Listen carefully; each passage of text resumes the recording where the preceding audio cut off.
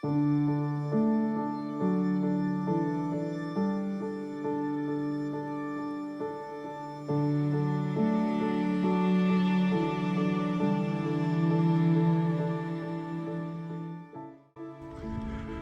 kad man įdomu, kaip moksleiviai gyvena ir tokiose mokyklose kaip Vilniaus jėzuitų gimnazija.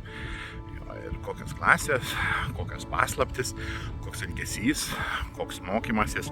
Čia aš matau tikrai žavius vaikus. Turi slaptų dalykų, bet turi mokėti su jais kalbėti apie tuos dalykus, kuriuos nėra lengva pasakyti, bet iš jų pasidaryti labai svarbias pamokas. Šiandien noriu pasakyti ačiū tėveliams. Tėveliai inicijavo susitikimą su vienos klasės moksleiviais. Žiūrėjom, kaipgi jie formuoja bendruomenę, kaip jie moka save valdyti, kai niekas jų neprižiūri. Dar vakare su jais pasimatysime. Bet sakau, ačiū bendrai šitai gimnazijai. Mes dar nekartą pasimatysim. Man reikia kartais aplankyti.